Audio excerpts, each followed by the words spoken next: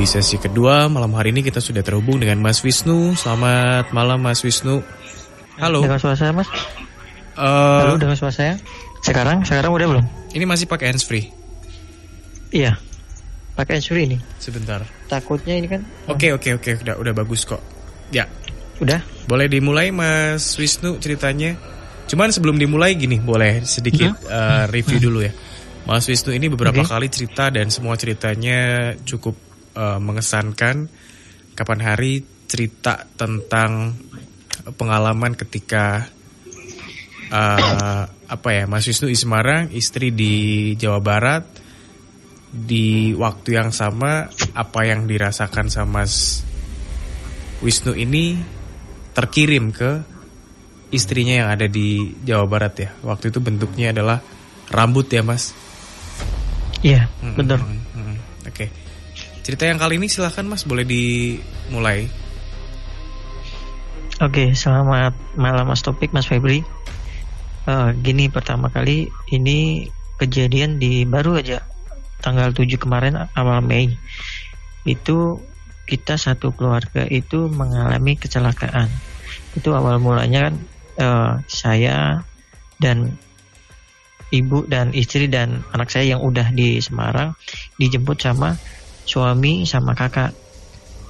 Nah, kakaknya suami lah. Itu pukul 10, kisaran 10 lah.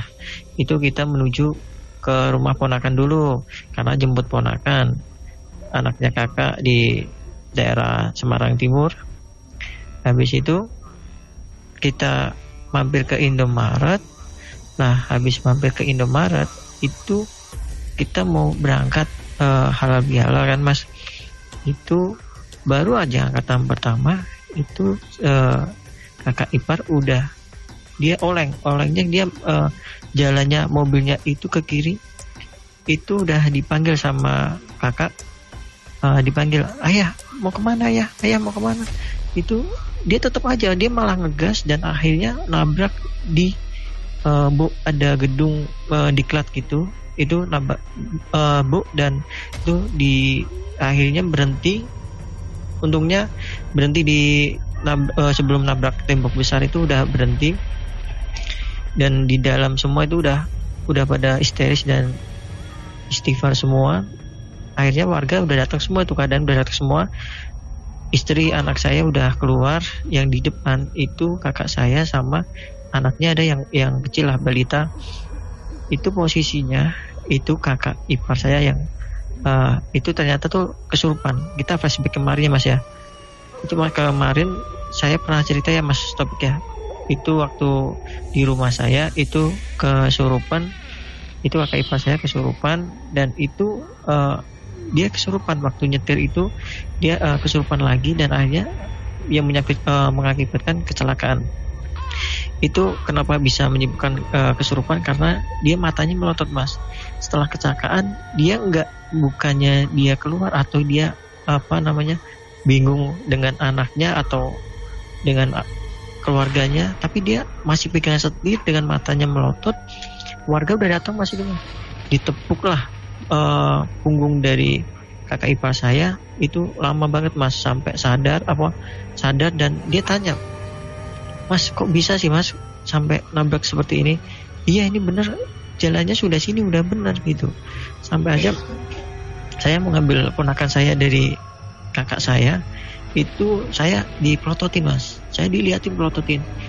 Udah saya ambil aja anak kakak saya itu masih bayi. Itu saya ambil, itu masih aja melotot dan akhirnya selang berapa waktu dia udah keluar, udah sadar dan itu dia nggak ngerti apa-apa. Dia nggak sadar kalau terjadi kecelakaan dan dia nggak sadar kalau misalkan dia nabrak gitu Mas. Dan setelah itu kakak saya kan patah tulang. Habis itu sempet itu ditanyain kemana, ke orang pinter lah. Itu katanya dia kesurupan dan itu katanya udah lari ke daerah di situ kan dekatnya itu ada kuburan Mas. Nah, setelah kecelakaan berapa meter itu kuburan kanan jalan itu. Nah, itu si saya tanya itu katanya udah lari ke sana.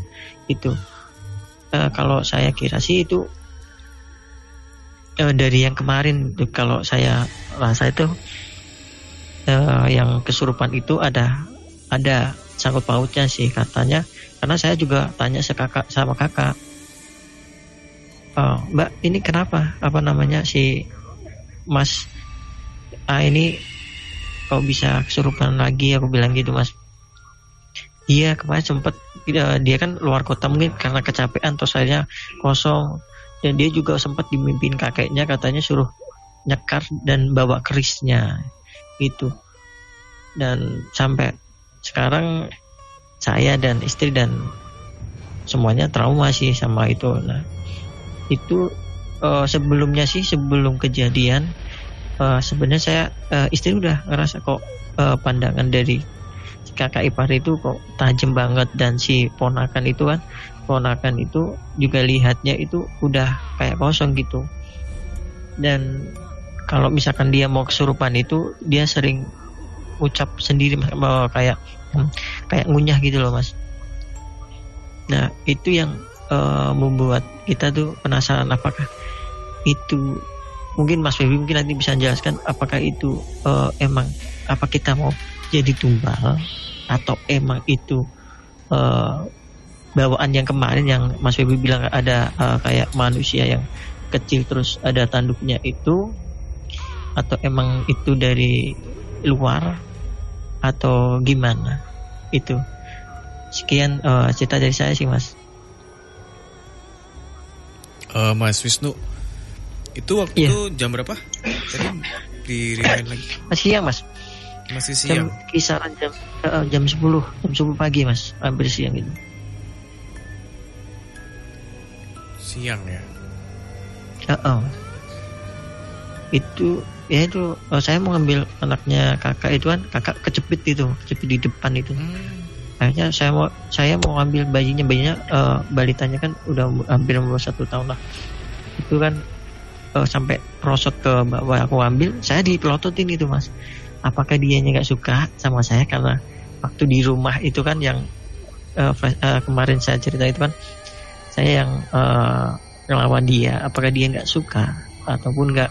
Dan katanya si paranormalnya itu, Mbak udah pernah ngobrol sama si makhluknya itu, katanya tujuannya sih si kakak saya gitu loh. Tujuan utamanya itu kakak saya lah. Itu bahaya nggak untuk kedepannya, atau memang ada ketidakcocokan sama saya atau sama ibu saya? Karena kalau misalkan emang yang diincar itu kakak saya, itu udah dari sebelumnya itu harusnya udah terjadi seperti itu, karena mereka berdua mudik ke daerah Gunung Kidul dan pergi kemana-mana. Ya kalau misalkan emang mau mencelakain kakak saya aja, itu seharusnya kan itu. Nah tapi kenapa kok pas waktu kejadian sama saya gitu? Tapi itu untung kecelakaan cuma tunggal ya, dan bukan yang... Iya tunggal. Ya alhamdulillah tunggal, dan di situ biasanya katanya si pemilik penjaga diklatnya itu katanya biasanya di situ banyak ojol Mas nongkrong. Alhamdulillah nggak ada. Tuh dia kakak saya udah bilang, Mas gimana, apa mau kemana Mas, mau kemana? Seharusnya kalau dia ngantuk, kalau dianya itu gimana lah, nggak sadar atau nggak fokus, itu harusnya dia langsung melek gitu ya Mas ya. Tapi enggak, dia tambah ngegas, udah ngegasnya udah nggak nanggung-nanggung, kayak bener-bener itu jalannya dia gitu. Ya, saya nggak bisa bayangin yang di dalam mobil pasti sangat panik banget sih. Panik dan trauma Mas. Saya udah mati nih, saya udah meninggal, udah anak saya gimana, istri saya gimana, ibu saya gimana. Yang ada mungkin malaikat dari penyelamat kita ya anak kecil itu, anak saya, anak ibu saya, anak kakak saya, anak-anak kecil yang mungkin malaikat buat kita semua mungkin. Kecelakaan Mas Febri deh, saya agak sedikit bingung buat berkomentar karena maksudnya cukup ekstrim ya Mas ya. Posisinya siang hari, nggak ada apapun, masih bisa jemput. Kemudian setelah semuanya masuk ke mobil, jemputan terakhir berarti ya di Wana Mukti ya. Iya. Itu balai diklat itu balai bahasa itu bukan ya? Bukan ya? Iya, yang kemarin sempat masuk ke info kejadian Semarang sama portal Semarang. Oh, ini berita ini. Boleh nanti kita coba cek ya. Mas Febri, boleh silakan. Ya, saya kecek di Selamat malam Mas Wisnu. Selamat malam Mas Febri. Belum saya cerita yang lebih dalam ya Mas.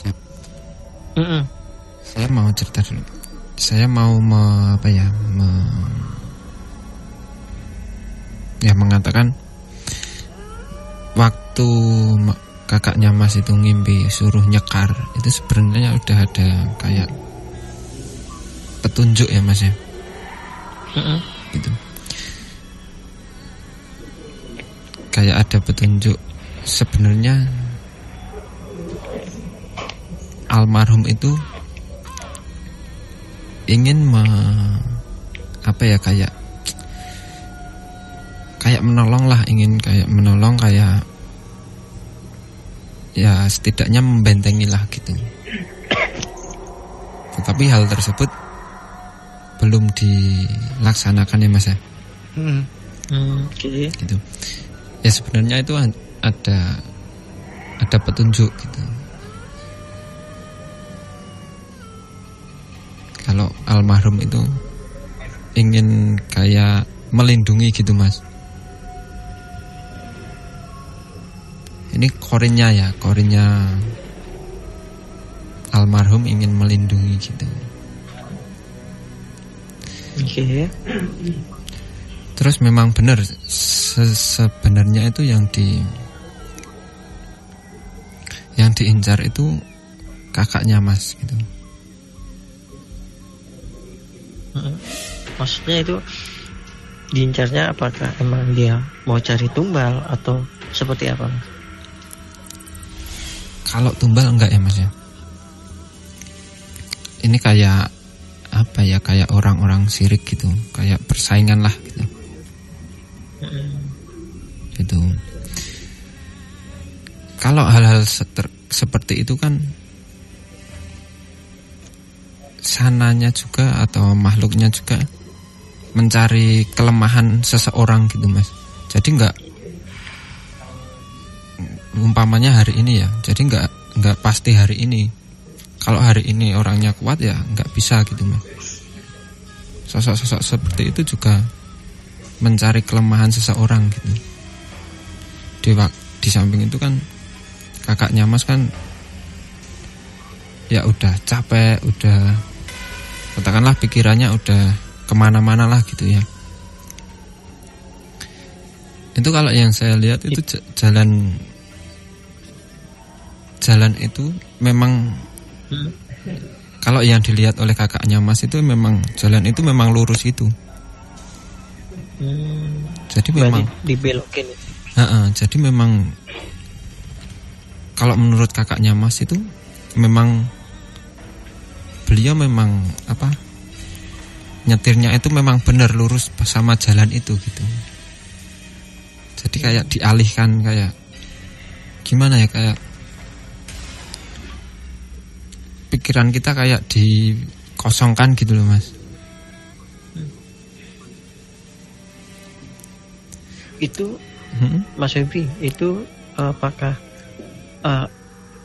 makhluknya itu yang dulu yang pernah saya ceritain itu yang emang itu yang masuk itu lagi atau dari luar itu Mas? Ya. Kok setiap kali dia datang itu dia kayak ngunyah gitu Mas? Aku kayak ngunyah gitu. Si kakak. Iya. Iya, kakak ipar katanya kakak juga itu ngunyah sebelum dia masuk, dan setelah dia masuk pun dia ngunyah itu, kayak ngunyah gitu. Kalau misalkan dia udah kayak seperti ngunyah itu berarti dia udah kerasukan itu. Mas Wahyu boleh tanya, sosok kakak ini seperti apa sih? Maksudnya apakah orang yang pendiam, tertutup sekali, atau sebenarnya ya udah happy biasa gitu kayak kita ini, atau memang ada sesuatu yang ditunjukkan dan berbeda dengan kita ini, atau bagaimana? Mohon maaf ya kakak, kalau sendiri saya tanya gitu. Kalau saya lihat ya Mas ya, mohon maaf ini sebelumnya ini kan kakak saya yang cewek itu ini kan baru nikah sama yang baru ini, yang kecelakaan ini itu. Kalau saya lihat dia nggak tahu saya perasaan saya itu, dia kan orangnya tinggi besar, dia tinggi besar, terus sering banget dia kosong pikirannya dan dia tatapannya tajam banget gitu, seolah-olah tuh dia tuh gampang dimasukin sama makhluk, dan aku nggak tahu apa itu, dia ada yang berbeda gitu, dalam arti ada yang nggak beres gitu.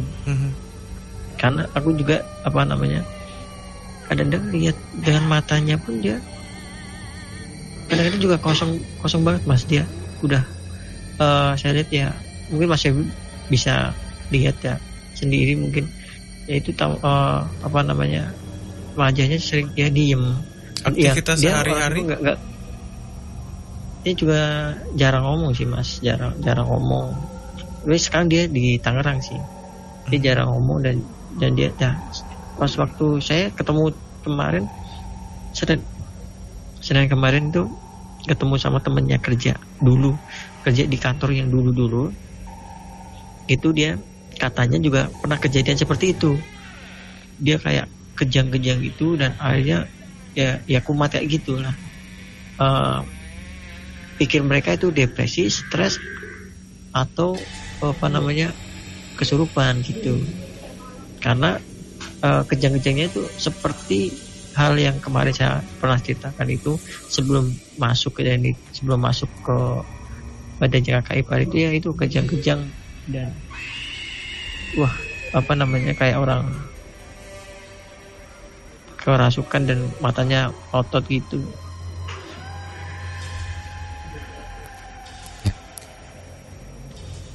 Ini maaf sekali ya Mas ya, maaf sekali.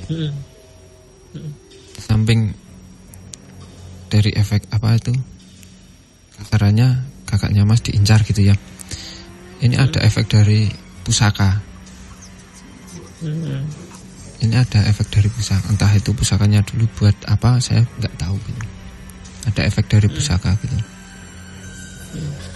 Kita katakanlah kakaknya Mas, kalau orang Vietnam belum kuat pegang pusaka. Oke. Katakanlah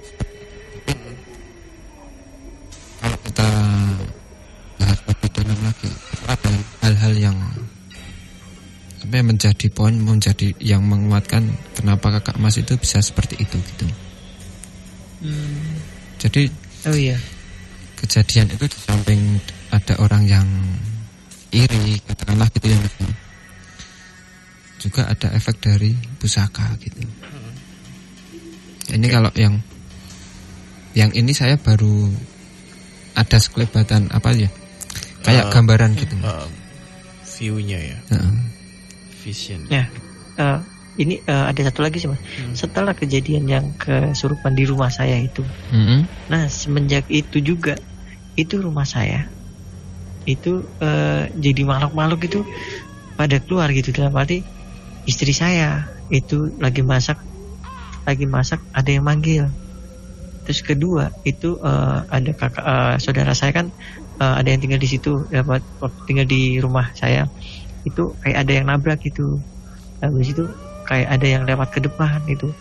Perasaan sebelum ada saudara saya sholat tahajud, saya ke jam malam pun sampai jam 2 jam 3 nggak ada masalah gitu. Dan setelah kejadian itu kok kenapa muncul semua, dan katanya si tetangga itu rumah dulu juga pernah katanya ada yang ada pusaka di situ atau gimana gitu. Yang itu katanya di kamar belakang, dari kamar belakang itu ada di kamarnya ibu sih. Nah ibu juga sering dimimpiin yang nggak bener lah kan gitu. Nah ini perasaan saya kenapa bisa, maksudnya kenapa ini keluar semua gitu. Jadi gini ya, Mas. Waktu kakaknya Mas kesurupan di rumahnya ibu ya, itu kayak secara tidak langsung itu kayak membuka membuka dimensi mereka lagi gitu, Mas. Jadi yang dulunya mereka nggak sering nongol lah, mereka nggak sering kayak mengganggu ya. Itu mereka kepancing lagi dengan adanya kesurupan waktu itu, Mas, gitu. Jadi mereka juga tertarik gitu, Mas.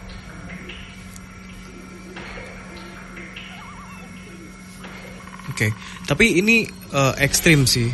Saya sudah lihat di info kejadian Semarang di tanggal 7 Mei, Kerabat Imelda, mobil warna silver ya, Mas? Iya. Mobil warna silver masuk ke dalam, maksudnya di ini ya, pagernya si gedung Diklat. Di situ banyak komentar yang ibaratnya ya ngantuk tuh drivernya, terus apa gitu-gitu. Tapi ya malam hari ini kita dengar ceritanya dari Mas Wahyu yang kebetulan juga ada di dalam mobil itu. Beberapa kali kita ngikutin cerita tentang kakak ipar yang diceritakan ini, dan waktu itu jadi driver gitu ya, Mas, yang bawa mobilnya gitu. Iya. Kayak kakaknya Mas Wahyu kayak gini, Mas, Kak Wisnu ya. Kakaknya Mas Wisnu kayak, kalau orang bilang itu kayak iga jarang gitu loh, Mas. Sering kemasukan gitu. Jadi gampang kemasukan gitu. Tapi setelah kejadian itu apa statement dari kakak apa, Mas? Ada omongan apa gitu Kak dari kakak ipar? Dia enggak dia mohon maaf, kayak dia enggak ngerasa bersalah ataupun dia kayak enggak ngelakuin apa-apa, dan dia enggak sadar sama sekali. Itu seperti halnya waktu kesurupan itu. Waktu itu kan kayak saya bertarung sama si jinnya itu. Pas waktu di rumah ya saya tanyain, nggak sadar apa yang dia lakuin. Sampai waktu yang di rumah itu saya kasih tasbih, sampai tasbih saya pun sempat dibuat mainan gitu, kayak ngeledek gitu, sampai saya bentak. Dan saya pun, saya ingat pas waktu turun saya tanya, Mas, saya bilang, sadar nggak saya siapa? Sadar. Terus nyebut nama saya, dan saya bilang, Mas istighfar. Cuma dia bilang iya doang, tapi dia nggak mau ngucap. Sampai saya bentak 3 kali, istighfar aku bilang, istighfar sekarang Mas. Dia baru ucap tapi dia pelan gitu. Dia udah pandangannya sampai itu masih kosong sebenarnya. Nggak tahu pun nanti kalau bapak yang ditakutkan ya itu yang kedepannya bisa masuk lagi, dan ditakutkannya saya sih dia mau kemasukan. Dia kan banyak tuh Mas cerita-cerita yang suami kerasukan terus bunuh anak istri juga, bisa kan ada bisikan dan lain-lain.